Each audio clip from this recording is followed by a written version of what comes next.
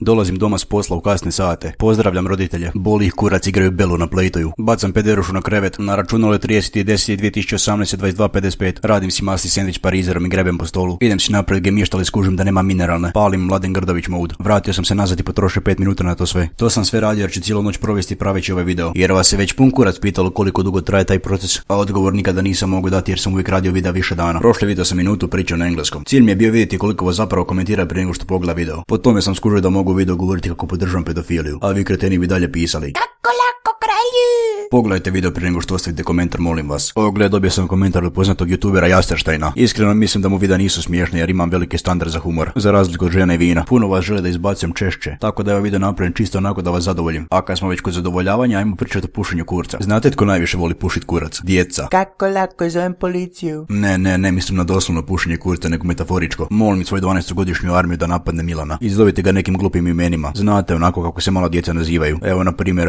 Gnjilan. Ček, to je već neko napravio. Mastermind smišljenja imena, bog te jebo. Dečki, čitam odgovore na Milanovom komentaru. I malo mi se čini da imate Bogdanove sperme po faci. Možda da promijeniš naslov u napad epilepsije. Više manje radi intra. Slatko. It's me, Mario!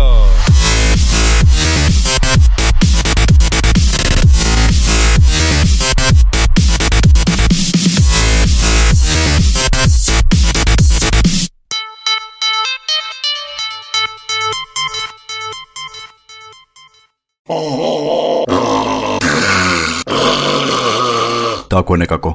Da, mislim da sam skoro cijelu igricu upisao. Zašto ja imam osjećaj da sam jedini igrao ovo? Inače je opće poznato da ljudi love jelene, ali u ovoj igrici je obrnuto. Jelen lovi ljude. Što me dovodi na razmišljanje da ova igrica u nekom paralelnom svemiru, vjerojatno u svemiru gdje Nikca nije najveći egomanijak na Balkanu, gdje se youtuberi drže snimanja, ne pjevanja ili repanja u što se kurce ne razumiju, gdje se kreveljanje kao poremećeni majmu ne smatra smiješnim, gdje se youtuberi ne smiju u silu samo da bi učinili video zanimljivim, gdje se youtuberi ne uvlače drugim youtuberima sa više sabova u šupak, gdje se reakcije smatraju za idiote, gdje youtuberi ne govore svaki jebene video da gledatelji ne zaborave lajkati video i preplatiti se na kanal, gdje djeca ne ostavljaju retardirane komentare, gdje se odrasli ljudi ne prave pametni dok se raspravljaju s djecom na YouTubeu, gdje ne postoji clickbait i ljudi koji lažu malu djecu i naravno gdje jeleni love ljude. Dear Avenger 4 ili kako sam to kao mali zvao jelen koji prdi, zato što prdi doslovno.